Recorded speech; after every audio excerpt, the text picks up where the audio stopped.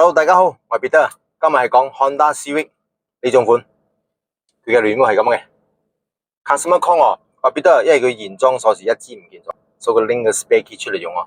spare key 又唔用得 ，Peter 撳佢冇反應喎。我話有兩種方法，一就係自己換 battery， 二咧你跟住以下呢個 video 教你點樣 off alarm 同埋 start 車 ，start 到車之後你就揸車出去換 battery。OK， 首先掹呢支鎖匙死出嚟先啊。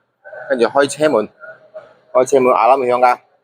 你點樣 off 佢 ？OK， 好簡單嘅。你上車，腳踩 brake， 呢個 push button 撳一下，跟住呢個 scan 佢 ，scan 咗之後再撳一下，start 咗佢就可以 off alarm 㗎。